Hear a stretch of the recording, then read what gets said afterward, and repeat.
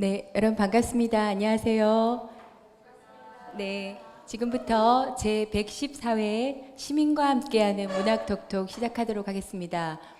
올 들어 저희 벌써 세 번째인데요. 5월입니다. 네, 이번 달에는 이정임 선생님의 도망자의 마을로 이야기 나눠보게 됐습니다. 먼저 무대에 계신 패널분들 소개해드리도록 하겠습니다. 좌측부터 말씀드릴게요. 오늘 전반적인 토론을 맡아서 진행해 주실 평론가 김만석 선생님 초대했습니다. 반갑습니다. 네. 그리고 올 1월이죠. 예, 소설집 도망자의 마을 출간하신 이정임 선생님 모셨습니다. 반갑습니다. 네. 그리고 오늘은 그 북클럽 크레타에서 선생님들 오셨는데요. 시민 대담자로 목민정 선생님 나와 계십니다. 박수 부탁드립니다. 예, 그럼 지금부터는 이정임 선생님의 도망자의 마을로 이야기 시작해 보도록 하겠습니다. 무대로 마이크 돌리겠습니다, 선생님. 큰 박수 부탁드립니다. 네, 반갑습니다. 보면서 이제 여러분으로 넘어가는 그 기착지에 독서 토론회 사회를 뜬금없이 사실 맡게 돼서 좀 민망하기도 한데, 오늘 제가 이제 전반적으로 이야기를 조율하면서 제 이야기보다는 독서회에서 오신 목민정 선생님이랑 작가 선생님의 이야기를 조금 많이 들어보는 방식으로 오늘 토론을 조금 진행해 보면 좋겠다, 이런 생각이 좀 들고요. 토론이라기보다 작가 선생님한테 들어야 할 이야기들이 소설책을 읽었으면 아마 이제 그런 궁금증이 생겼으리라고 짐작을 합니다. 그래서 그런 거 관련해서 저도 뭐 몇 가지를 준비하긴 했으나, 가급적이면 이제 크레타에서 오신 목민정 선생님이랑 플로우에서도 이야기를 조금 나누면 좋지 않을까, 이런 생각을 개인적으로 하고 있고, 이정임 선생님 이 소설집이 사실은 두 번째 소설집이고, 앞에 에세이집까지 하면 지금 총 3권의 책을 내셨기 때문에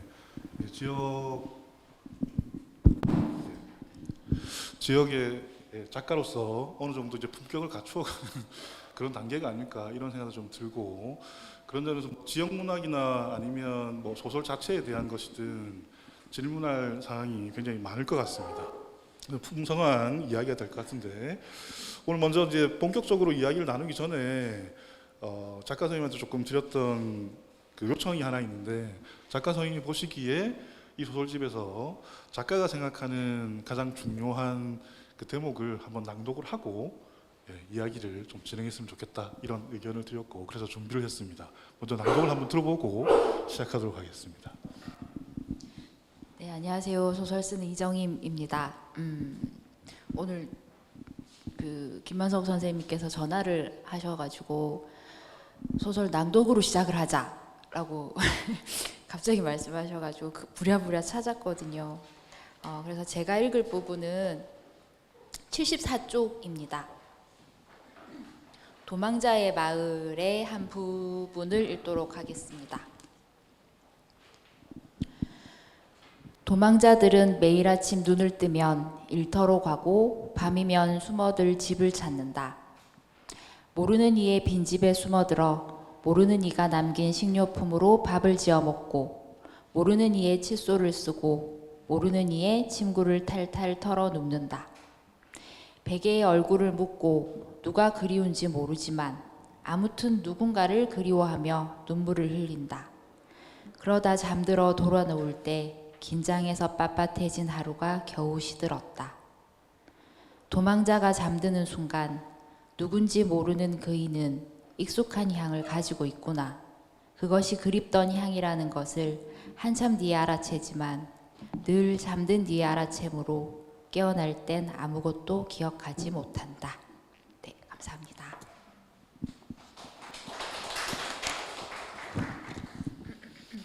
네, 왜 이 부분을 혹시 선택했는지 짧게 한번 이야기해 주실 수 있을까요? 네, 일단 표제작이 도망자의 마을이기도 한데, 전 이 도망자의 마을 소설집 7편을 관통하는 키워드를 굳이 찾는다면 도망자, 거짓말 이런 키워드거든요. 그래서 도망자의 마을에서 한 부분을 읽어야 되겠다고 생각을 했고, 그리고 그 도망자의 마을 이 소설 완성되는 데 있어서 제가 방금 읽었던 이 부분이 예, 이 소설의 시작되는 메모였기 때문에 읽게 되었습니다. 네. 그 전반적인 뉘앙스라고 하지만 아마 소설들마다 결이 약간 다른 부분도 있을 거고 아마 그 소설이 집중하는 의미 내용이 좀 확연히 다른 부분도 있을 거라고 생각합니다. 소설로 바로 넘어가기 전에 사실은 이 소설집의 표지가 요 앞에 나와 있는 이게 판화 작업처럼 보이는데 제작한 사람이 지금 오늘 오셨다고 들었거든요. 혹시 왜 이 표지 디자인을 혹시 선정하는 데 도움을 줬는지 이야기를 좀 들어보고 싶은데 혹시 가능할까요? 네. 네.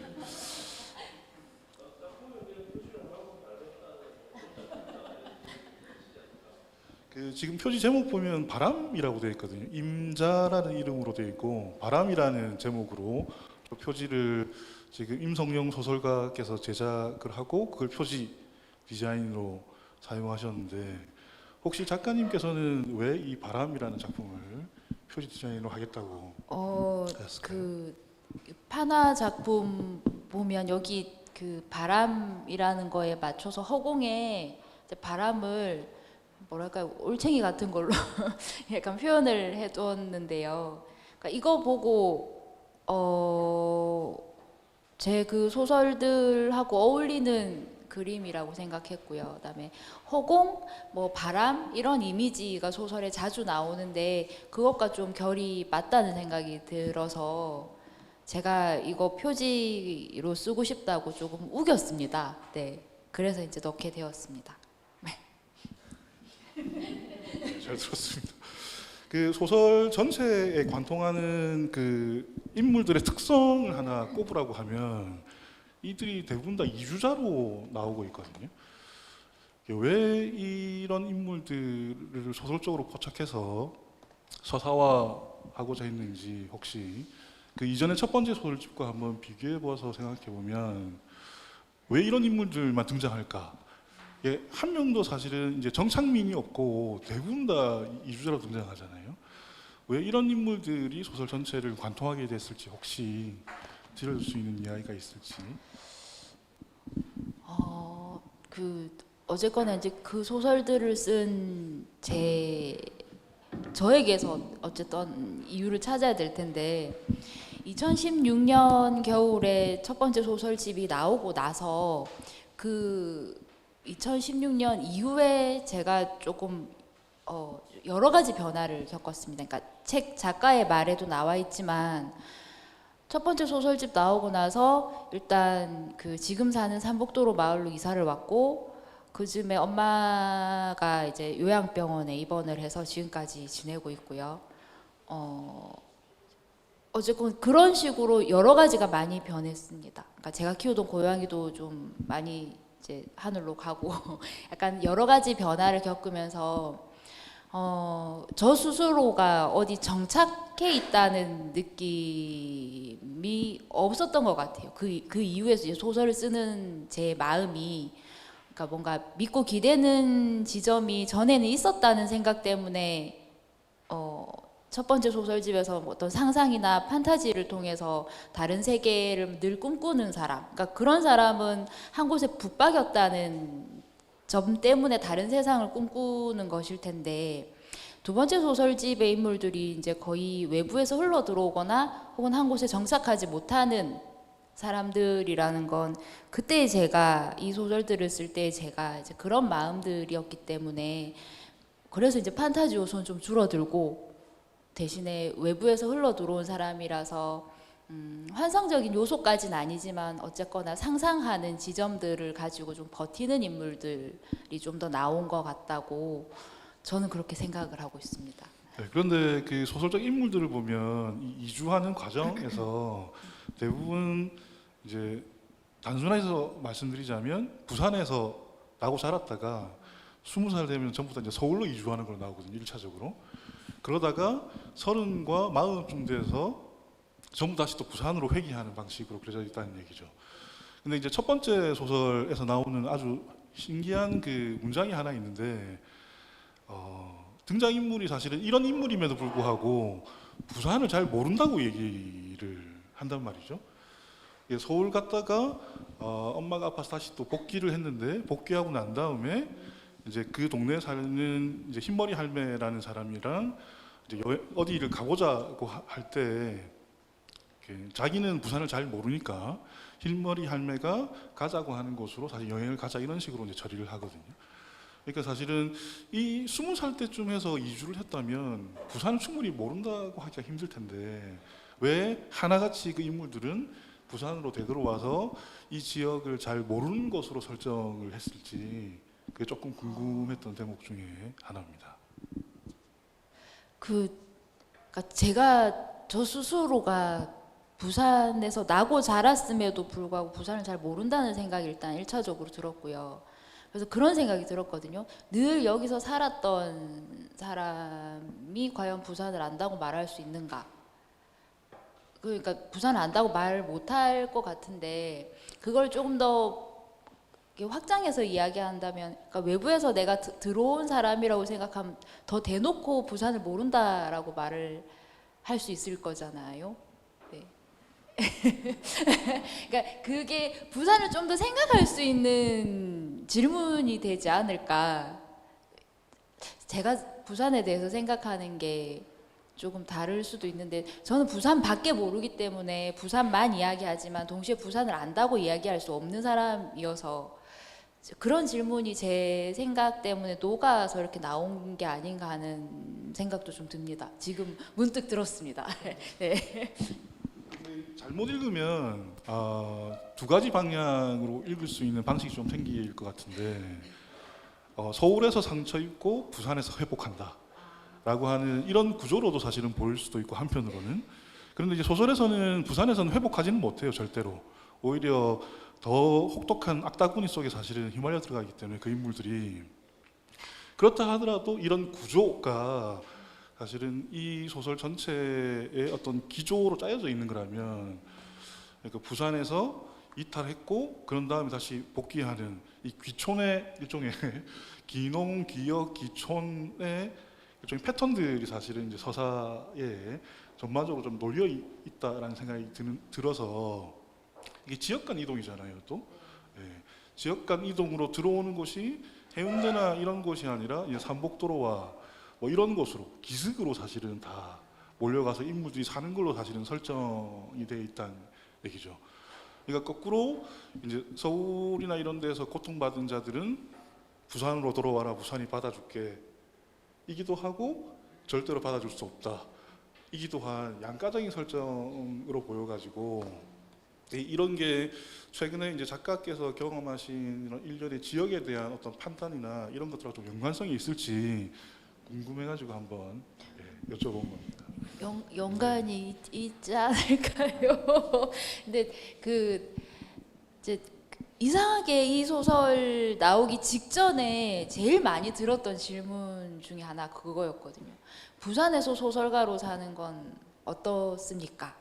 라는 질문 너무 많이 받았거든요. 그러니까 이제 그 질문 안에 있는 생각은 저는 이제 부산의 작가이다라는 어떤 틀 안에 이제 저를 놓고 이야기하는 것일 텐데 그때마다 저는 다른 지역에서 안 살아봐서 모르겠습니다라고 그냥 농담처럼 말씀을 드렸는데 그 질문이 과연 서울에 사는 작가에게도 서울에서 작가로 사는 건 어떻습니까? 라는 질문을 받을까라는 생각도 들고 그랬거든요. 그래서 그러니까 제가 계속해서 부산을 소설의 배경처럼 쓰는 이유는 제가 사는 공간이어서 그냥 자연스럽게 이렇게 쓰는 이유인 거고 그런데 동시에 제가 부산의 작가라고 명명되는 건 과연 그게 맞나 하는 생각이 또 약간 양가적인 감정처럼 들거든요. 그런 생각이 저를 그 소설에서 부산을 어떻게 쓰는지를 고민하게 만드는 것 같은데 부산이 소중하지만 동시에 부산이 되게 보편적인 공간인 것처럼 보이면 좋겠다라고 생각하는 거죠. 네, 그냥 이 작가가 쓰는 이 인물들, 그러니까 이 화자들에게 부산이라는 공간은 그냥 다른 지역과 똑같이 살아가는 공간이구나. 다만 사투리를 쓰니까 부산인 걸 알겠다. 라는 정도로 좀 처음에 느껴지면 좋겠다고 생각해서 시도를 한 거였는데 이제 이렇게 소설을 계속 부산 배경으로 막 계속 시도를 하다 보니까 질문이 이제 그렇게 오더라고요. 부산에서 소설을 쓰는 작가로서는 어떻습니까라는 질문을 그래서 받는 것 같거든요. 그래서 그 저로서도 조금 여러 가지를 생각하게 하는 지점이 있는 것 같습니다. 네. 쌤들 얘기 중에 도망자 키워드로 먼저 여셨는데요. 그 평론가님 입장에서는 이렇게 전체를 관통하는 인물들의 상태, 전체를 관통하는 그 지역이나 배경에 대해서 크게 보시는 것 같고요. 저는 사실 그 도망자란 키워드를 선생님한테도 따로 뭐 이렇게 이제 책에도 나오고 이렇게 뭐 신문 기사나 이럴 때 등장이 있는데 이 책 제목이 도망자인 이유는 이 책에 나오는 인물들이 다 도망을 치고 있는 모습으로 묶이기 때문이다라고 말씀을 하셨어요. 이 도망이 사실은 김금희 씨의 경애의 마음에 이런 문장이 나오는데 우리는 조금 부스러지긴 했지만 파괴되진 않았습니다 하는 문장이 나와요. 그 결을 따라가고 있는 느낌의 인물들이 계속 등장하고 있는 느낌이었어요. 그래서 그 도망자의 마을에서 어떤 키워드를 얘기하셨냐면 작가님은 아무도 이별하지 않는 것처럼 누구도 망가지거나 도망가지 않았다 치며 거짓말로 도망 나왔다. 그래서 도망자와 거짓말이라는 키워드가 계속 섞박가가면서 이야기의 전반에 깔리는 게 아닌가 싶어요. 독자로서 궁금한 점은요. 인물들이 이렇게 막 도망치고 있는데 이 도망은 현실에서 회피일까요? 아니면 전쟁터 같은 데서 피난처를 찾는 모습일까요? 인물들이 회피를 하고 있는 건지 안심을 하고 피난처를 찾아서 거기서 마음을 추스르고 있는 건지 그게 막 헷갈리더라고요. 그래서 주인공들이 과연 왠지 그냥 굳건히 살아갈 것 같기도 하고 곰곰이 생각하면 아 이거 위험한데 회복될 수 있을까라는 걱정도 되는 마음이 들더라고요. 그래서 사실 희망은 우리 안에 어떤 것이 파괴 불가능한 것을 살아남기는 것이 희망이라고 작가님은 말씀하셨지만 이 현실이라는 게 이제는 도망칠 곳이 없는 세계가 아닌가. 그걸 깨닫게 된 작가가 앞에 손잡고 허밍에서보다는 손잡고 허밍에서는 그 축지법 노인처럼 이렇게 판타지가 들어가 있잖아요. 판타지를 걷어내고 리얼리즘만 남은 이 세계에서 작가님도 한편으로는 이제 도망칠 곳은 없을 텐데라는 생각을 가지면서 있는 게 아닌가. 그 작은 벗들이 되어주라고 말씀을 하셨는데 책에서 네. 등장인물을 빌어서 그것만이 희망일까요?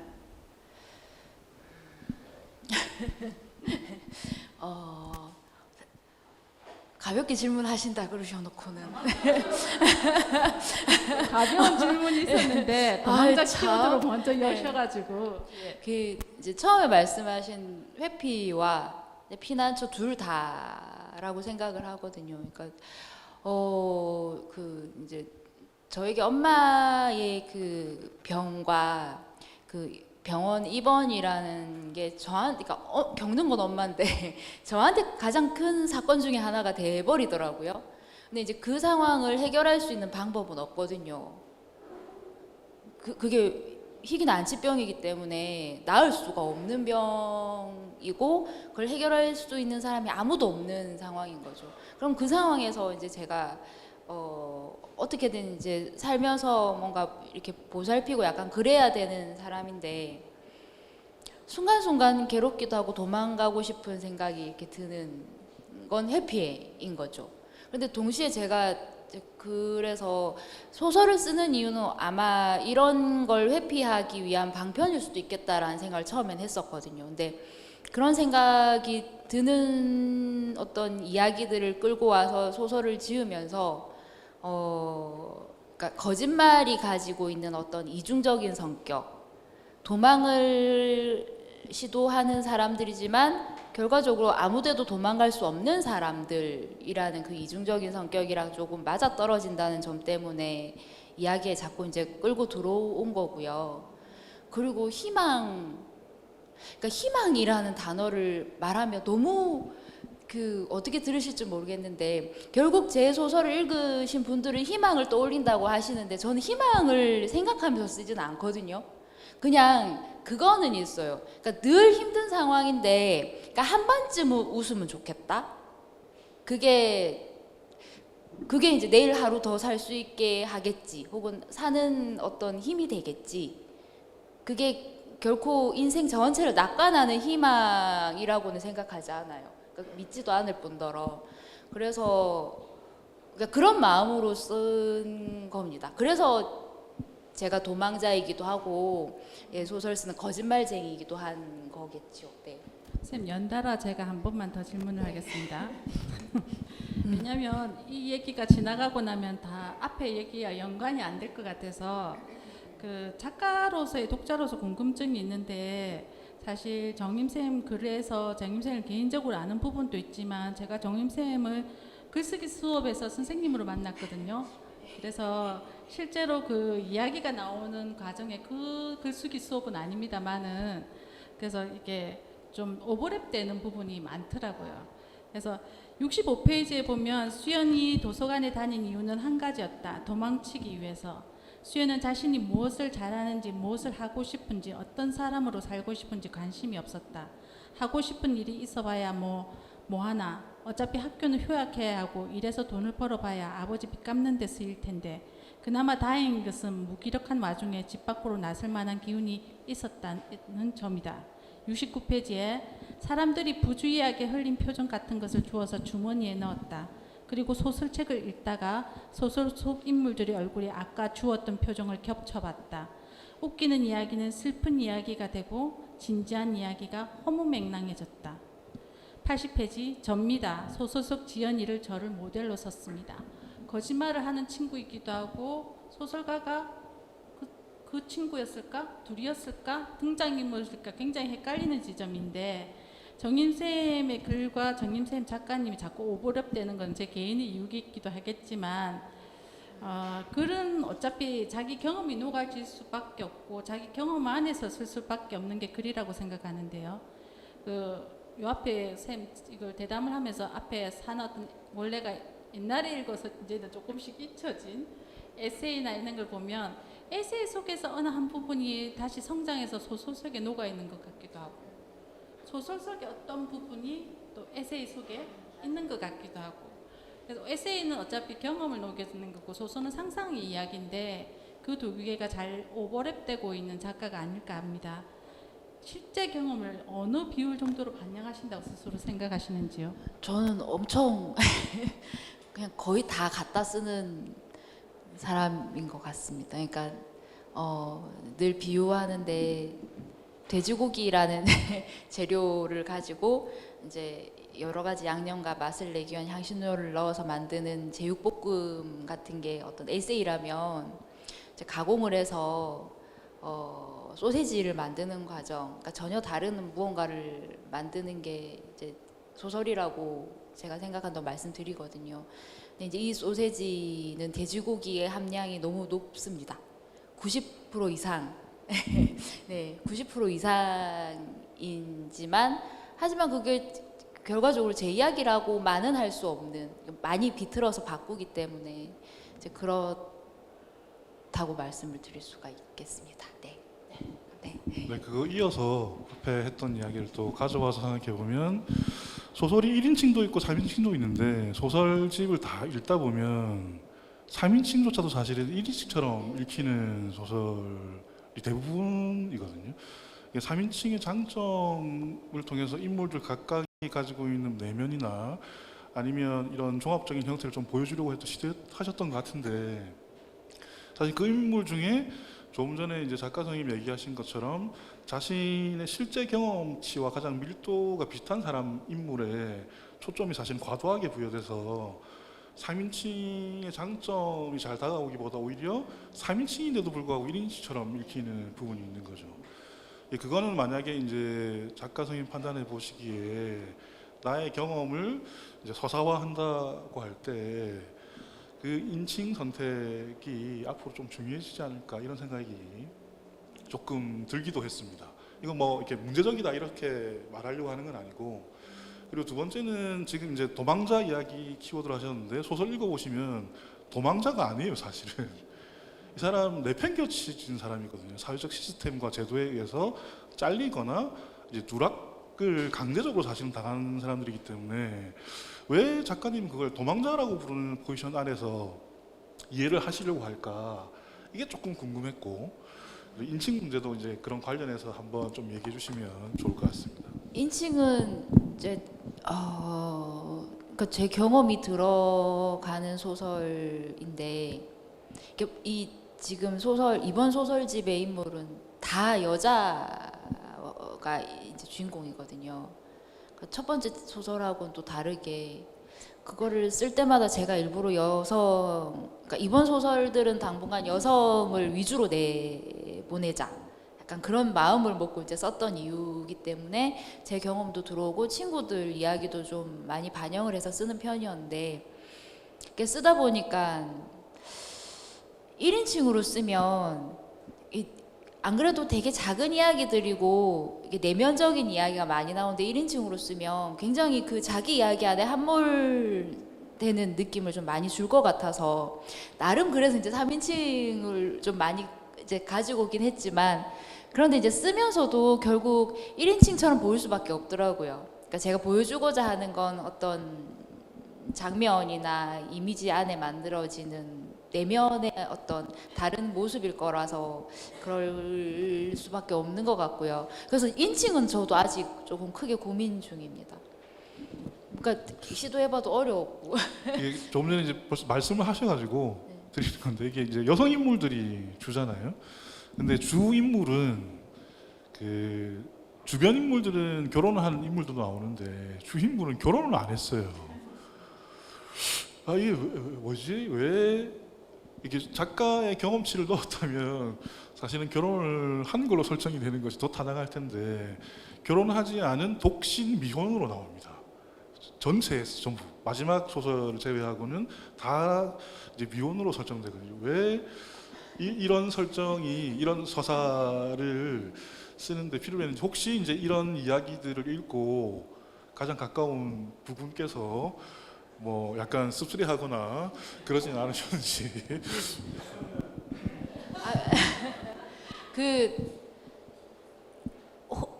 철저하게 혼자로 만들고 싶어서 그러니까 철저하게 혼자일 때 기댈 수 있는 사람이 없을 때 이 인물이 어떻게 해나가야 될지 이를 생각해 보고 싶어서 그러니까 정말 고립시키려고 이제 이렇게 거의 대부분 한 명이거나 배우자처럼 어떤 같이 사는 동거인이 생겨도 그게 이제 외부의 시선으로 봤을 때는 동거인으로 인정받지 못하거나 약간 그런 식으로 이제 만들었거든요.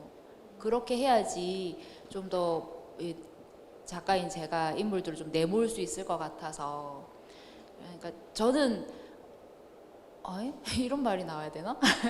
결혼을 하고 나서 조금 안정을 조금 느낀 사람이기 때문에 이 이야기가 이렇게 흘러가면 안 되는데 그래서 이제 사랑꾼. 이제 그래서 인물을 아무튼 이제 혼자이게 만들었습니다. 네.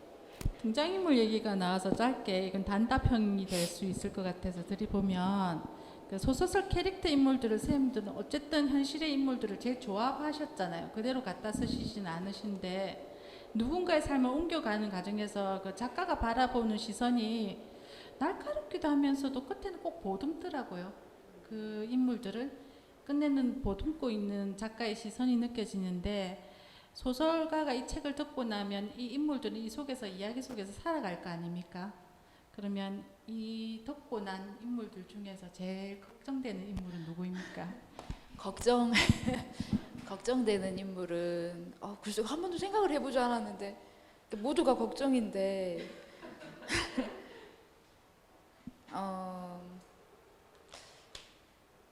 가장 걱정되는 인물은 글쎄요 누굴까요? 그러네요. 모두가 소설 이후의 삶이 다 비슷하기 힘들어서 네, 그 웃는 게 아니다의 이 어린이를 왜냐면 살아야 될 날이 가장 기니까 이 아이를 좀 뽑아야 될까요? 네, 그렇습니다. 아유, 네. 아까 도망자 그 사회적 시스템에서 그 질문에 대한 말씀 아직 안 들었는데, 그러니까 이제 그 말씀하신 걸 가지고 온다면 이 사회에서 한 개인은 사회를 선택할 수가 없잖아요. 그러니까 늘 주어진 자리에 위치되는 건데, 늘 생각하는 게 여기서 벗어나고 싶다는 생각이 이제 도망자가 되고 싶다는 시도나 혹은 상상일 거겠죠. 그러니까 도망갈 수 없는데 도망을 간다고 상상하는 것 자체가 제 소설에 나오는 인물들이 이제 뭔가 시도하는 거라고 생각을 하거든요. 예. 바꿀 수 없지만 선택할 수 없는데 그나마 선택했다고 믿을 만한 단어가 도망자의 위치가 아닐까라는 생각이 좀 들기도 하고요. 그래서 이제 그렇게 그렇게 얘기할 수 있을 것 같아서 갖다 붙이는 것 같긴 한데. 네, 그 여성 인물들과 관련해서 하나 더 사실은 조금 특징적인 게, 이 소설에 등장하는 인물들이 외지에 나갔다가 다시 복귀할 때 어디로 복귀하냐면 그 인물들의 외가로 복귀합니다. 친가로 복귀하지 않고 거의 다 외가로 복귀하거든요. 그리고 외가로 복귀하고 난 다음에 거기서 힘겹게 사는 걸로, 사실은 외가의 자리 혹은 여성들의 공동체가 같은 걸로 사실은 이 소설집 전체에서는 설정되어 있거든요. 또 친가 혹은 아버지들은 노름에 빠져 있거나 술을 먹으면 폐악을 부리는 인간들로 그려지고, 여성인 엄마들은 대부분 다 병에 걸려 있어요. 이 과정 아래에서 이 떠났던 이 여성 주인공격이 되는 인물들이 부산으로 복귀할 때는 뭔가라고 하기도 힘들고 거의 사실상 이제 외가에 가까운, 근데 외가라고 설정하면 이제 엄마의 계보 아래에 있는 집인 거잖아요. 이쪽으로 다시 복귀하는 걸 다 설정이 돼요. 이게 이제 결혼하지 않은 인물들 있을 수도 있고, 그리고 벽난로는 사실은 한편으로는 동성애적 연대에 가까운 설정으로 사실은 돼 있기도 하거든요. 그 소설이. 네. 그들이 사실은 이렇게 미래를 기획하거나 꿈꿀 때 필요한 공간으로도 외가에서 사실은 처분하려고 했던 것들을 매입해가지고 그 둘이 삶을 일구는 걸로 또 만들어져 있잖아요. 왜 이런 설정으로 이렇게 갔을지 그것도 좀 궁금했습니다. 외가여야 한다라는 건 아니었고요. 그게 은연중에 반영이 된 것 같은데, 제 어린 시절 경험을 이제 굳이 따지자면 친가의 할머니는 늘 그러니까 자녀의 집을 전전하는 이미지였거든요, 저한테. 그래서 그러니까 그 시골에 가면 거기가 할머니 집이다라는 생각이 전혀 들지 않았던 경험이 있는데, 반면에 외갓집은 늘 즐거운 곳이었어요. 늘 외할머니가 약간 늘 기억자의 꾸부정한, 허리가 완전히 굽어 있는 할머니였는데도 불구하고 모든 일을 혼자 다 그냥 처리하는, 그러니까 뭔가 옆에서 도움이 필요해서 도우려고 하면 저리 가 있어라, 약간 되게 멋있는 인물이었거든요, 외할머니가. 그리고 외갓집도 그런 이미지였고, 그리고 소설 안에서 굳이 친가가 아니었던 이유는 친가라는, 그러니까 남성 중심으로 이어져 내려오는 집에 이 여성 인물들이 내 차지라고 이렇게 발을 걸칠 만한 건 없었을 거라는 생각이 일단 들었기 때문에 제가 심적으로 조금 편한 외가 쪽으로 그래서 이제 좀 잡았던 거죠. 그러니까 여성 중심으로 나가려면 엄마 쪽으로 이렇게 이어가야 되겠다는 생각이 좀 들었던 것도 있고요. 그리고 이 소설들을 쓸 때 나는 엄마가 먹여 살렸는데, 뭐 그런 에세이집, 그러니까 인터뷰집이 있습니다. 네, 그 이제 딸이 엄마를 이렇게 그 인터뷰해서 쓴 책이었는데, 그 책을 읽고 받은 영향도 좀 큰 것 같아요. 엄마 중심으로 이렇게 이어가서 이야기를 쓰는 거. 네, 그래서 이제 그렇게 설정을 했습니다. 저는 사실 독자로서 그 동성애 코드로 읽을 수도 있지만, 요즘에 많은 공동체에서 동성애가 아닌 여성과 여성 공동체 할머니들의 공동체 이런 부분이 있어서 꼭 동성애 코드로 읽혀지진 않았거든요. 그리고 사실은 그 정임쌤도 지금 설명하셨지만 저는 이 이야기에서 여성이 많이 대두되고 뭐 외가댁까지는 저는 생각을 아직 안 해봤는데 그런 부분이 보듬어지는 게 이것이 이 세상을 회복하는 하나의 키가 될 수도 있다는 생각이 들어요. 수직의 세계에서 수평의 세계로 가는 부분에 여성성, 여자가 좋다, 남자가 어떻다 이런 얘기가 아닌 여성성의 회복이 세계를 풀 수 있는 열쇠가 되지 않을까. 그래서 굉장히 책을 읽으면서도 그래서 아마 이 책이 잔잔하면서 한편으로는 피식피식 웃음도 나면서 약간 미지근한 온도의 따뜻함, 그래서 불편하지 않은, 목욕탕에 가면 왜 온도 맞는 온도 있지 않습니까? 뜨겁지도 차갑지도 않고 잘 놀 수 있는. 그래서 저는 여성성의 회복, 작가님이 굳이 그렇게 갈려서 썼다는 생각은 안 하고, 저는 정임쌤을 볼 때 이렇게 자기 안에서 일어나고 자기가 경험한 사람, 자기가 본 세계에 대해서 정직하게 잘 녹여서 쓰는 작가라고 생각하기 때문에, 그래서 이 그 책에 나와 있는 여성성이 뭐 굳이 남성성하고 대비가 아닌 회복의 시작이 아닐까라는 생각을 해봤습니다.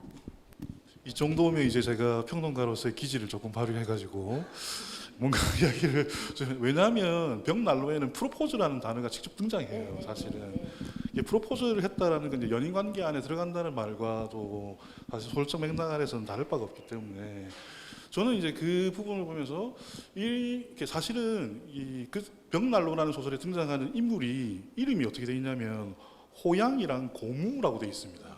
호양과 고무. 근데 고무는 언뜻 읽으면 여성처럼 처음에 묘사가 안 돼요. 소설의 초반부에 보면. 그러다가 목욕탕 가면서 확실해지거든요. 사실 때를 밀면서. 그만큼 사실은 중성적인 어떤 형태로 그려지다가 이 둘이 같은 성이구나라는 생각을 하면서 이제 이들이 어쩌면 동성애적인 구조 아래서 평생을 건설하면서 그 이야기도 나오잖아요. 미래를 꿈꿀 수 있을지의 여부까지도 고민하는 이렇게 나오거든요. 근데 이런 사실은 이제 젠더적인 어떤 문제들은 이제 실제적으로 묻기는 어렵지만 이 문제를 가져온 거는 조금 이례적인 것 같아요. 이 소설 전체 구성 안에서 보자면 고립시킨다고 했지만 소설에서는 대부분 다 여성들과의 연대를 구축하거든요. 모든 인물들이 다 연대를 구축해서 이 고립을 피하기 위해서 애를 쓰는 장면들이 마지막까지 나오기 때문에 고립에 내팽개치지 않는 거죠, 인물들을. 근데 그 과정에서 이제 여성적 연대의 한 형태라고 할 수 있는 이런 부분들을 소설화한다는 것은 소설가로서는 굉장히 큰 모험일 수 있고, 왜냐하면 잘 모르는 이야기일 수 있기 때문에. 그래서 굉장히 큰 모험이라고 생각하면서 저는 이제 그 벽난로라는 소설을 읽었거든요. 그래서 왜 이런 것까지 사실 이런 장치가 좀 필요했을지 조금 혹시 얘기해 줄 수 있으신지. 이제 여성 중심 여성이 주인공인 소설을 한동안 계속 써보겠다라고 이제 쓰면서 벽난로를 쓸 때 벽난로 소설에서는 제가 막 시도한 게 엄청 많아요. 뭐 소제목은 모두 비읍이 들어간 소제목으로 짜야지. 그러니까 형식적으로 제가 다 이렇게 제 재미를 위해서긴 한데 처음에는 이렇게 짜놓고 했는데, 그러면서 읽으면서 이 이름이 아닌 별명으로 부르고 여성인지 남성인지 조금 헷갈릴 수도 있고, 동성 연인인지 아닌지도 조금 헷갈리면 좋겠고, 약간 여러 가지 집인지 집이 아닌지도 헷갈리면 좋겠고, 약간 그런 식으로 여러 가지를 이렇게 생각해서 조금 짜 넣은 부분도 있거든요. 근데 대중 목욕탕에서 프로포즈를 할 수 있는 건 동성 연인밖에 없겠구나, 그런 생각이 이제 들었기 때문에 그 장면을 좀 넣고 싶었어요. 그러니까 제 안에서는 사실 고무와 호양은 연인이에요. 부부예요. 네, 동성 부부거든요. 그런데 그러니까 말씀하신 대로 제가 잘 모르는 부분을 함부로 다루면 안 된다는 생각도 동시에 들었거든요. 그래서 조금 넓게 생각했을 때 동성인 사람들이, 그러니까 꼭 부부의 형태가 아닌 다른 가족 어떤 구성도 다양할 텐데, 그런 구성원들이 같이 사는, 그러니까 서로를 책임져주는 보호자의 역할이 된다는 걸 그 전체적으로 인정이 되어야 되는 사회적인 시스템이 만들어져야 되지 않을까라는 생각을 조금 하고 있었기 때문에 이제 그런 걸 넣으려면 동성애 코드라는 거 하나에 꼭 이렇게 집중하지 않아야 될 것 같은 생각이 좀 들었었거든요. 그리고 이제 제가 잘 모르는 지점을 좀 피할 수 있는 회피할 수 있는 방법이 될 것이기도 하고 또 다양하게 좀 읽혔으면 하는 욕심이 좀 컸어요. 그러니까 읽고 나서 누가 중간까지도 그 말씀하신 대로 성별 구별이 안 돼서 좀 힘들었다라는 말을 좀 들었었거든요. 근데 저는 속으로 조금 좋았어요. 그런 부분들 때문에 약간 아리송하게 자꾸 뭐지 하는 질문을 조금 만들어 놓은 건 저 스스로 의도였기 때문에 그런 부분은 조금 네. 결과적으로 좋았는지 모르지만 저 스스로 혼자는 만족을 했습니다. 네. 실제적으로 작가들이 그 책 낸 거 보면 우리나라에 그 이슈가 된 게 있는데 여성 두 분, 레즈비언 두 분이 결혼해서 언니랑 결혼했다고 해서 책을 낸 것도 있지만 또 작가 두 분이 동성애는 아닌데 동거식으로 공동체식으로 둘이서 친구처럼 각자 따로 동성애는 아니죠. 그렇게 사시는 분도 봐왔기 때문에 저는 그렇게 딱 기획지어서 안 보이더라고요. 그리고 선생님이 금방 얘기를 하셨는 작가님께서 벽날 저 궁금해서 이거 좀 재미삼아 질문 몇 개를 만든 게 있는데 그 벽난로의 비읍으로 시작하는 그 챕터가 14개 챕터가 주르륵 연결이 되어요. 그리고 그 도망자 마을에서 소설 속에 도망자를 또 넣기도 하고요. 비로소 사람에서는 월요일이랑 키워드를 해가지고 월요일에 곰, 월요일에 새 막 이렇게 나와요. 예, 독자라서 간단한 궁금증인데요.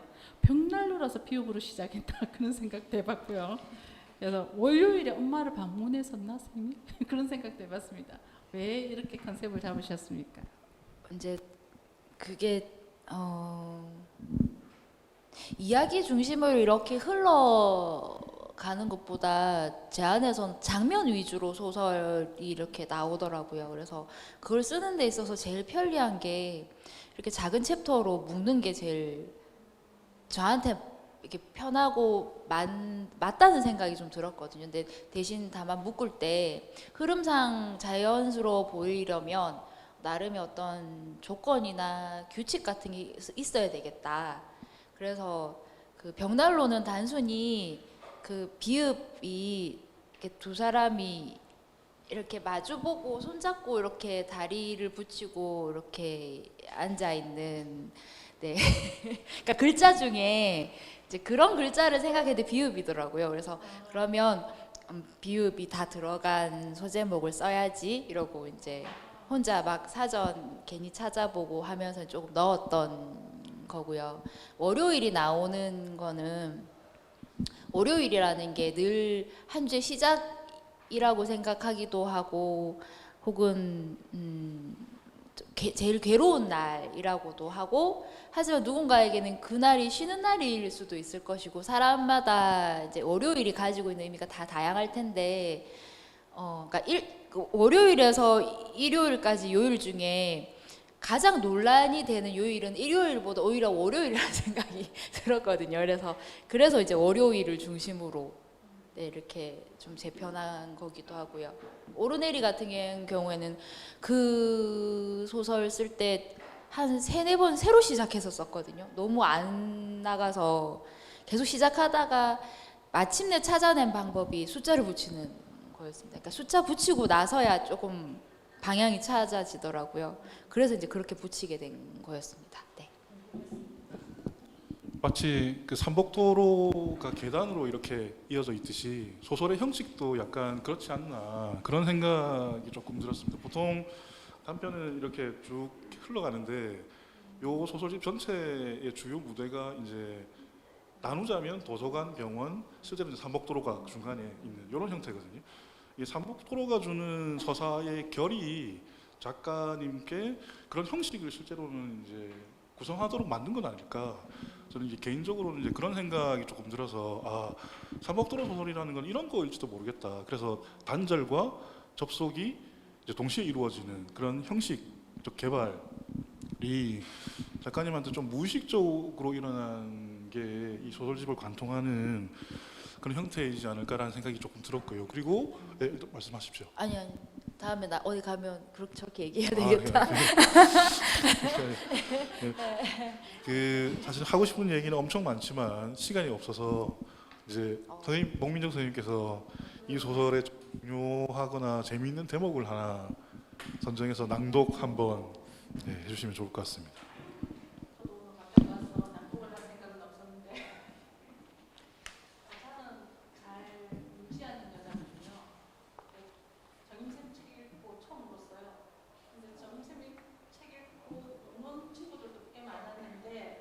전 잘 울지 않기 때문에 제 자신이 좀 놀랐어요. 비로소 사람이라는 부분, 제 끝부분인데요. 231페이지에 시작합니다. 음식을 거부하던 금자는 마니아이였다. 이선은 금자의 허리에 묶인 끈을 풀고 휠체어에 태워서 병원 마당 산책을 했다. 동물병원에서 찍어온 고양이 사진들을 금자에게 보여줬다. 물론 생전에 은선이 사진을 보여주며 은선이 잘했다는 말도 덧붙였다. 금자는 고양이 사진에 반응하더니 이선이 주는 음식을 받아 먹었다. 마늘을 꺼내자 금자는 자연스럽게 하나를 들었다. 마늘의 껍질을 뜯는 일은 더욱 어려워진 것 같았다. 엄마, 마늘 한 접 사온 거 우리 둘이서 거의 다 깠다. 냉장고에 넣었거든. 그냥 놔두면 썩을 것 같은데 그걸로 뭐 만들어야 될꼬? 마늘 장아찌. 그걸 내가 어째 만드노? 그런 것도 해봐야지. 커서 뭐가 될래? 믹서로 다져서 냉장고에 냉동실에 넣어놔라. 내 집에 가면 음식할 때 쓴다. 이선은 금자가 집으로 돌아와 음식을 할 수 있었으면 좋겠다고 진심으로 바랐다. 마트에 가서 가거름틀 사라. 다진 마늘을 거기 담아서 냉동실에 넣으면 된다. 아, 그러면 되는구나. 근데 많으니까 다른 사람도 나눠줘야겠다. 그거 갈아봐야 얼마 된다고. 누구 줄라고? 있다. 은선이 등본에서 만난 사람. 내 사람 되라고 도와준 사람들 있다. 그럼 줘야지. 그럼 한 쪽 갖고 안 된다. 내일 2접 더 사온나. 집에 있는 거 다져서 냉동실에 넣어놓고 새로 사오면 내가 장아찌해서 줄게. 그거 갖다 줘라. 이선은 피식 웃었다. 모처럼 의욕적인 하금자 씨를 보니 반가웠다. 와우 너. 좋아서 우리 둘 다 사랑 갖고 좋네. 그러자 금자가 말했다. 지랄하고 자빠졌네. 좋을 것도 새도 셌다. 근데 저는 이렇게 우리 둘이 사랑 깎아 다 좋네 하는 오늘 쌤한테도 따로 재미있는 노래를 하나 보내줬는데 이 곰이라고 칭하는 이 딸 그리고 돌아오지 않을 듯한 엄마가 잠시 돌아온 듯한 이곳에서 엄마가 지랄하고 자빠졌네 하는데 마음이 많이 뭉클해지더라고요. 그래서 이렇게 돌아오기를 간절히 바라는 금자가 돌아오기를 간절히 바라는 이 친구에게 엄마가 돌아왔으면 싶은 마음이 들면서 잠깐 장아찌 해줄게 하는 엄마가 생각나면서 눈물이 글썽거리게 되더라고요. 네, 요거 읽었습니다. 네. 혹시 블로그에서 뭐 소설에 대해서 질문하거나 작가님께 질문하시고 싶은 분 있으시면 이야기를 한번 고개 다 숙이시고 고개 숙이지 마시고 제가 질문할게요. 아까 삼복도로 얘기가 나왔는데요. 작가님 책에서 삼복도로가 나오는 부분은 오르내리나 도망자 마을 벽난로 요 세 편이라고 알고 있어요. 그런데 삼복도로를 표현하시면서 그 30페이지 보면 뻐꾸기 운다 비를 맞은 잎은 무성해지고 햇볕을 쬐는 초록은 짙어지고 바람 맞는 나무들이 반짝반짝 손은 들고 하늘엔 구름마저 뭉게뭉게 자라니까 이곳은 여름 엄마와 이모만 있으면 완벽할 텐데 엄마는 이 풍경이 얼마나 보고 싶을까. 40페이지 그러면 바다는 오래 기다린 것처럼 바람을 보낼 것이다. 산을 향해 오르는 촉촉한 짠 바람을 올라갑시다. 모두의 인사에 대한 대답처럼. 결혼을 하고 이제 삼복도로에 쌤이 살게 되셨는데요. 이게 삼복도로에 대한 시선도 마찬가지로 사람에 대한 시선도 이 책에는 모든 것이 긍정과 부정 뭐 이게 좀 뒤바뀌어 섞여 있어요. 삼복도로에 부정적인 시선도 있는 것 같아요. 막 시끄럽게 구는 그런 부분도 있지만 또 그 사람들과 녹아져 가면서 긍정적인 시선으로 또 작가의 시선이 좀 바뀌게 된 계기도 있는 것 같고요. 그래서 선생님한테 간단한 질문으로 이 공간, 작가가 지금 거기 살고 있으니까요. 네. 그 공간에서 이렇게 공간을 표현한 이 구절들을 보면서요. 그 공간에서 어떤 풍경이나 이런 것에 작가님은 위로를 받으시나요? 위로? 그냥 이제 뭐 챙겨주는 것 같은 느낌이 들면 이제 위로를 받는 거겠죠. 사람이 챙겨주는 것 같은 느낌이 들면. 근데 그러니까 예를 들면 지금은 안 하는데 그 옆집 미싱 공장의 할머니가 세상에 너무 이른 시간부터 공업용 미싱을 진짜 실제 돌렸거든요. 그래서 이제 임성용 씨가 같이 이제 가서 너무 힘든데 8시부터 하시면 안 되겠습니까 하면 6시에 눈이 떠지는 걸 못 자랐고 할머니가 오히려 뭐라 하셨거든요. 근데 그 할머니를 보니까 오전 일찍 일어나서 빨리 일을 처리하고 오후에는 그 학교에서 돌아온 손녀를 돌봐야 되는 것 같더라고요. 그러니까 그 할머니 입장에서는 일찍 일을 처리해야지 이제 오후에 손녀를 돌볼 수 있는 시간이 나는 거겠죠. 근데 그거를 보고 나서 조금 이해는 됐는데 그 전까지는 굉장히 괴로웠거든요. 근데 그런 것 같아요. 그러니까 각자가 남한테 피해를 주려고 의도했다기보다 열심히 살다 보니까 어쩔 수 없이 이렇게 된 거다. 그거를 내가 알아차리고 발견하는 순간은 조금 좀 나은 사람이 되는 게 아닐까? 네, 그런 생각은 좀 들더라고요. 그래서 그런 걸 통해서 제가 조금 어리석다.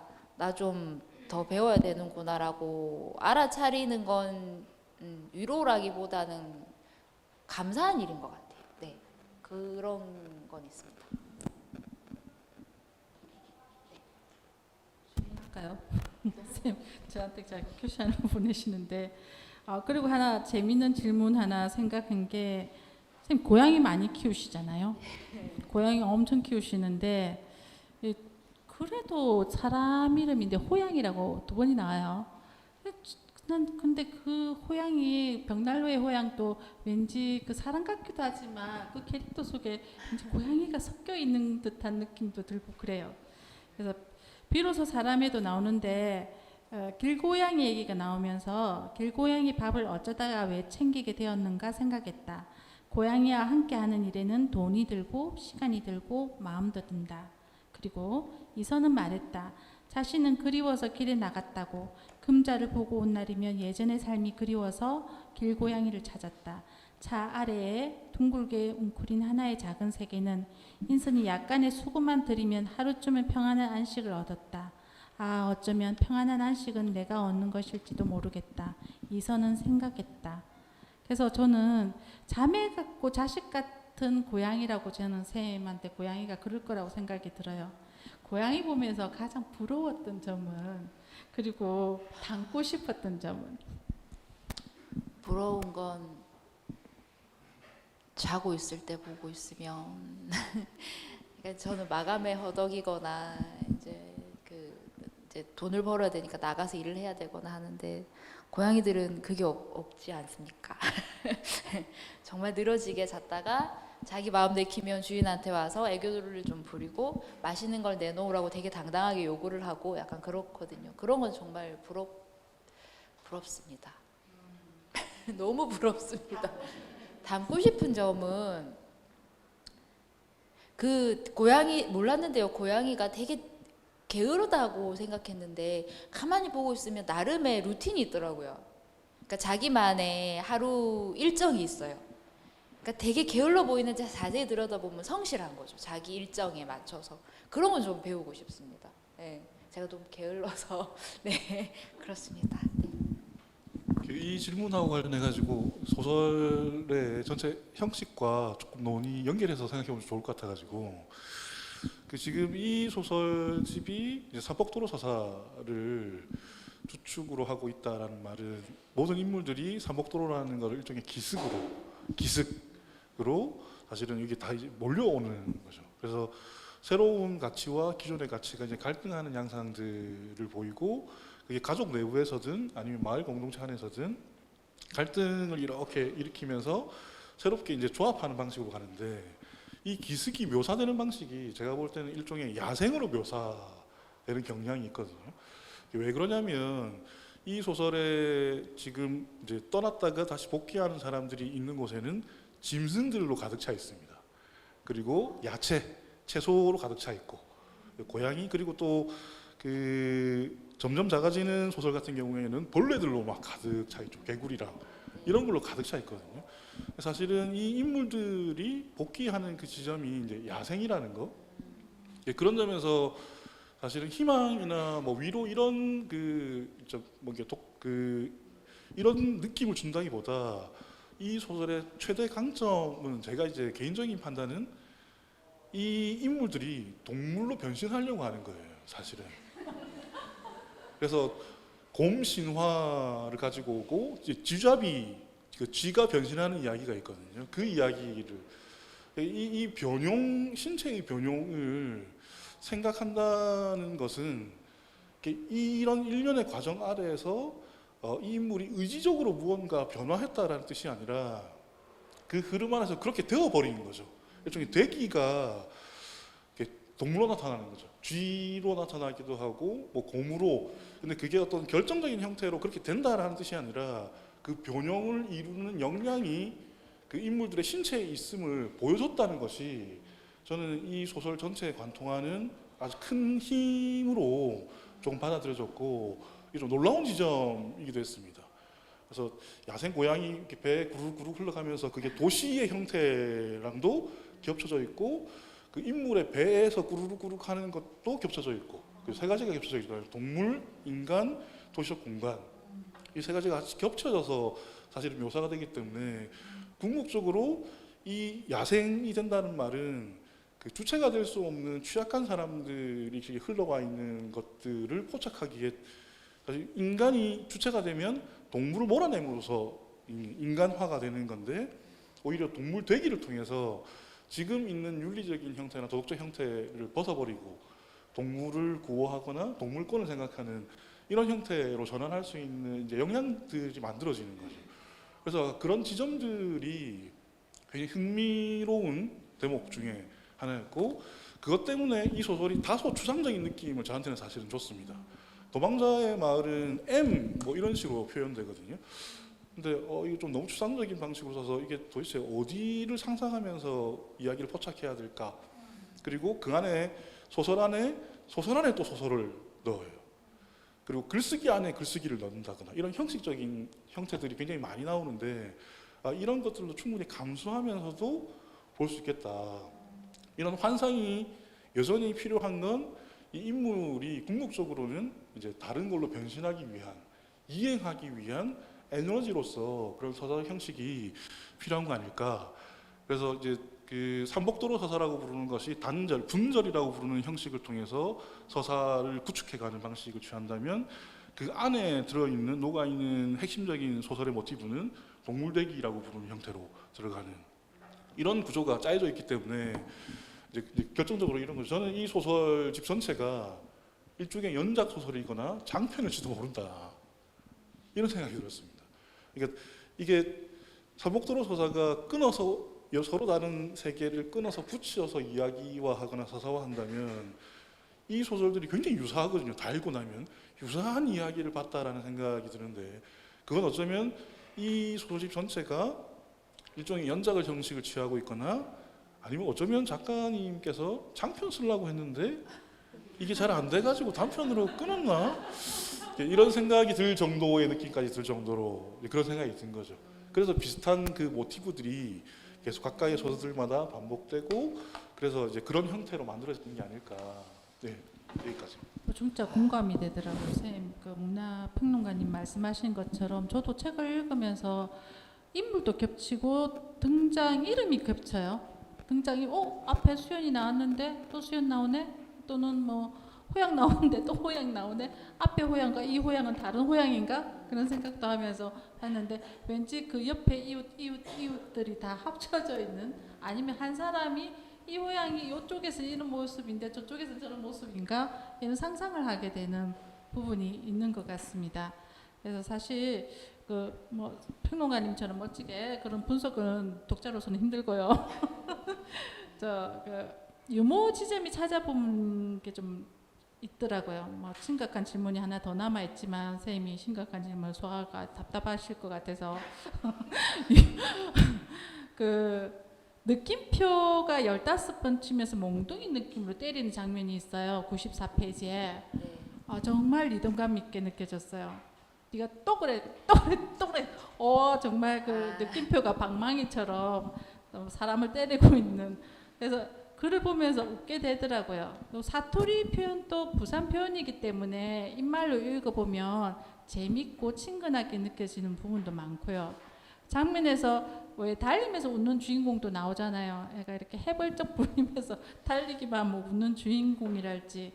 그래서 이렇게 곳곳에 이렇게 블랙 유머가 있는 것 같았어요. 부산일보에서는 밝은 터치로 어두운 실상을 다루는 작가라고 표현했거든요.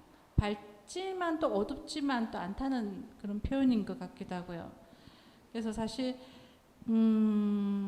가난이 디폴트 값이 공간을 배경으로 하는 작품이 많다 보니까 주인공들은 자주 어둠 속을 헤맨다. 그런데 이 단편집의 색깔은 무거운 단색이 아니다. 설명하기 힘든 생기와 독특한 화사함이 뜻밖의 순간을 찌르고 들어온다. 문학 평론가가 이 책에서 요 말을 했었거든요. 그래서 저는 사실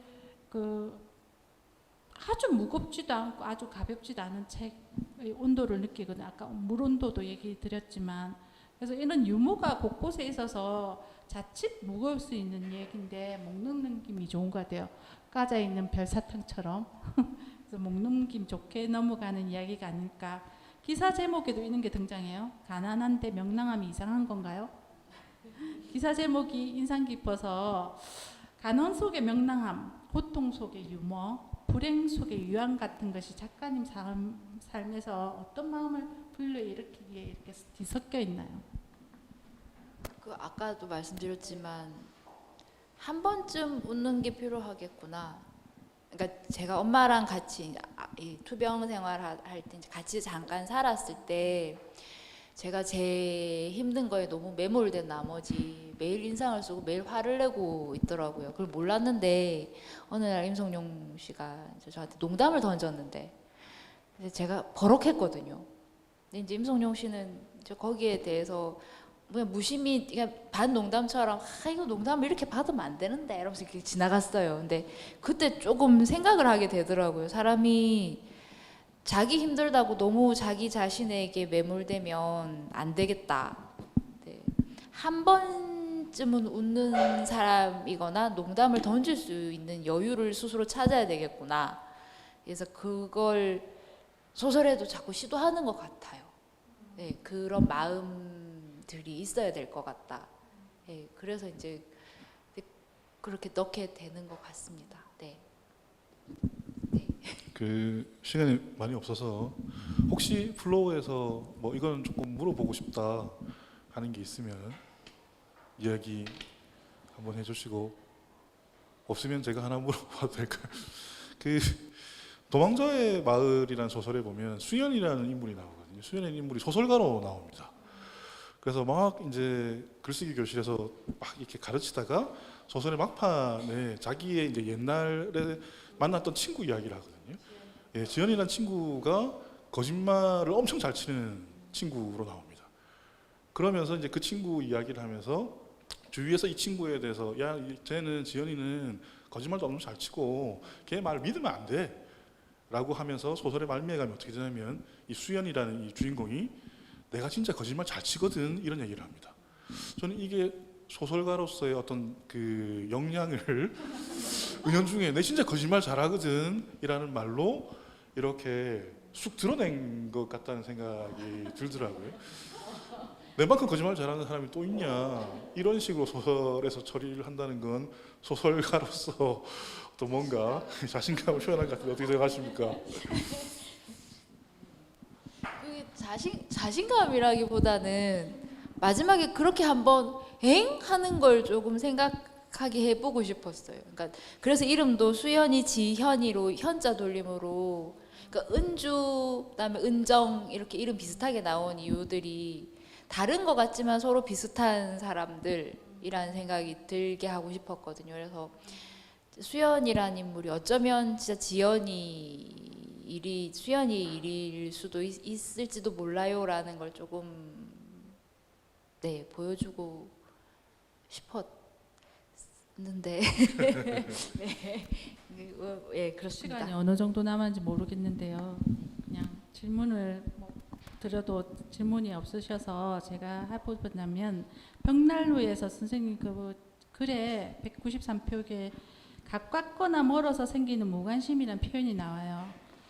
약간 이 전체 인물들의 관계가 이런 관계가 아닌가라는 생각도 문득 들어요. 뭐 가족이라서 더 가까운 관계도 등장하지만요. 이중적인 의미가 있는 것 같은데 무관심한 게 때론 배려일 수도 있잖아요. 근데 또 무관심한 게 방치 같기도 하잖아요, 선생님. 그리고 무관심하고 무심하면 결이 좀 다르죠. 여기에 나온 주인공들이 마을 사람들 주변 인물들을 공통의 모습 같기도 한데 안 보는 척하면서 지켜보는 시선 같은 게 보여요, 사람들이. 아직은 살아서 얇고 엷게 서로를 잊고 있는 모습처럼 보이기도 하는데 가까워서 생기는 무관심, 멀어서 생기는 무관심, 그 무관심으로부터 보호되는 건 뭐고 무관심으로서 우리는 뭘 잃고 있는 걸까요?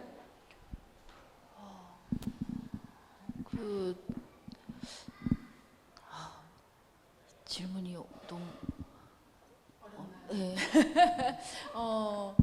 거기까지 생각을 안 해봤는데 어쨌거나 친구들이나 누가 이제 어려운 일을 이야기하거나 이럴 때 얘기를 들어보면 무관심해서 좋은 일들과 무관심해서 섭섭한 일들이 거의 비슷한 유형으로 나오더라고요. 그래서 일 자체가 힘든 것도 있겠으나 그런 무관심에서 오는 어떤 상처도 있을 수 있겠구나. 동시에 그 상처를 내가 주는 걸 수도 있고 뭐 그렇겠다라는 생각 때문에 이제 이런 문장을 쓴 거고요. 그러니까 이 무관심이라는 게 반대로 내가 다 안다는 태도라고도 생각하거든요. 그러니까 생각을 잘 안 해봐서 말하는 것들. 예를 들면 뭐 아픈 사람의 보호자로 있을 때 옆에서 내가 겪어봐서 아는데, 내가 해봐서 아는데 이런 식으로 이제 말을 하는 뽑기의 달인에도 그런 표현이 조금 나오는데요. 그런 말들에도 상처가 되는 일들이 비일비재하더라고요. 친구들이랑 같이 이야기를 해보니까. 그래서 이제 그런 문장을 조금 넣었습니다. 네. 네, 시간이 좀 많이 되긴 했는데 마지막으로 사실은 이제 제가 아까 동물 이야기했지만 이 동물이라고 부르는 게 문명화되지 않은 존재를 사실은 이 소설집 전체에서는 특히 고양이 같은 경우 문명과 야생 사이의 중간에 선을 타고 가는 그런 사실은 존재에 가깝거든요. 근데 이 엄마들이 걸리는 병이 다 이렇습니다. 파킨슨 병이나 치매는 사실 인류의 고도의 문명적 기술로도 해결될 수 없는, 그러니까 다스려질 수 없는 병으로 사실 주어지죠. 해결될 수 없는. 이 소설의 중요한 모티브 중에 또 다른 게 하나가 길들이고 길들여지는 이런 게 있거든요. 이 길들임과 길들여짐이라고 부르는 이거가 기슭에서는 사실 작용을 거의 멈춥니다. 어떤 점에서는.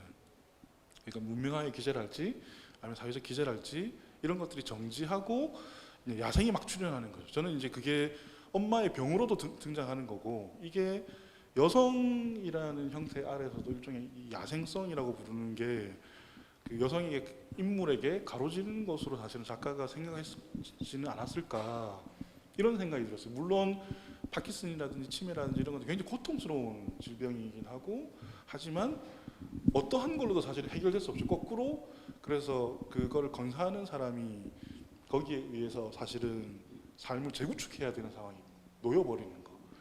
야생을 접속하면 그런 식으로 우리가 그대로 있을 수 없고 거기에 맞게 거꾸로 변해야 되는 형태가 생기는 거. 어쩌면 이 병이 반복적으로 등장하는 건 실제 작가님과는 달리 저는 소설적으로는 그런 층위를 좀 고민한 게 아닐까라는 생각이 조금 강하게 들었고요. 그래서 이 기슭으로 온 세계가 좀 더 비약하자면 이게 야생으로 가득 차 있고 동물화되어 있고 그다음 길들여지지 않는 존재들이 응축되어 있는 세계라면 이 세계가 이꼴 부산적인 것이 거주하는 세계. 저는 이제 선생님의 소설에서는 소설집 안에서는 그거를 선생님이 나름의 부산적인 것의 어떤 공간, 장소, 그다음에 서사 이런 걸로 해보려고 했던 것은 아닐까라는 생각을 다 읽고 했습니다. 그리고 이 소설에는 재밌는 부분이 엄청 많습니다. 그 부산에 와가지고 그 삼복도로에서 당하는 일들이 엄청 많거든요. 그 가운데 제일 중요한 게 소리입니다. 소리. 모든 사운드가 집안으로 다 기입돼요. 벽난로에서도 그런 게 나오고 오르내리에서는 특히 이제 그런 장면이 많이 나오죠. 여기는 소리가 들리는 세계입니다. 근데 통상적으로 우리가 후기 자본주의 사회에서의 사운드라고 부르는 건 소멸하는 것으로서의 소리라고 부르는 건 경험할 수가 없는 세계로 가버렸거든요. 왜냐하면 소음으로 가득 차 있기 때문에. 그래서 이제 그런 소리들이 들린다는 것 자체도 어쩌면 작가님께서 이 삼복도로의 세계가 기슭이자 일종의 야생이 거주할 수 있는 세계로 설정했던 것은 아닐까 이런 나름의 생각을 해보았습니다. 시간이 조금 많이 되기도 했는데 마지막으로 작가 선생님 한마디 해주시고 선생님께서도 이제 한마디 해주시고 마치도록 하겠습니다. 네, 오늘 한 번도 생각을 못 해본 지점들에 대해서 두 분이서 굉장히 잘 말씀해 주셔서 지금 이 도망자의 마을로 하는 북토크 자리는 지금이 3번째인 것 같은데요. 늘 비슷한 질문과 비슷한 대답이 나오겠지라고 생각했는데 오늘 전혀 다른 질문과 전혀 다른 대답을 생각해야 되는 조금 배우는 자리가 됐던 것 같습니다. 네, 감사드리고요. 어쨌거나 도망자의 마을이 조금 더 알려져서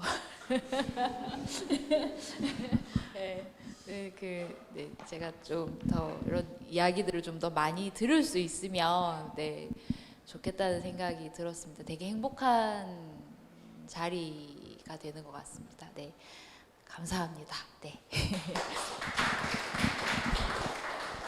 저는 좋아하는 선생님 북토크를 같이 해서 좋았고요. 평론가님의 시선이 좀 새롭긴 하네요. 독자로서는. 그래서 우리 독자로서는 이야기와 작가의 궁금증, 글쓰기, 문장, 감정 이런 것들이 먼저 와닿는다면 평론가의 시선에서는 그것이 어떤 서사를 가지고 어떤 세계에 있는가에 좀 거대한 그쪽으로 가는 것 같아요. 근데 글을 읽을 때 도망자 마을에서의 이 사람들, 이 감정들이 감성으로서 먼저 와닿는 게 독자인 것 같아요. 이성적으로 분석한다든지 이성적으로 이 세계가 어떤 동물의 세계인지 야생의 세계인지는 저는 잘 모르겠습니다. 그렇지만 여성의 회복, 아름다운 그 약간 따뜻한 그런 미지근한 손잡음, 손내밈 이런 걸로서 우리는 그래도 파괴되지 않고 생존하고 살아남았다. 그래서 우리는 서로 손을 내밀 수 있다는 그런 메시지가 남아있어서 뭉클했던 책이었거든요. 여러분들도 책 많이 읽으시고 반드시 SNS나 이런 데 요즘에 홍보를 좀 많이 해주셨으면 좋겠습니다. 고맙습니다. 네, 긴 시간 동안 함께해 주셔서 감사드립니다. 고생하셨습니다.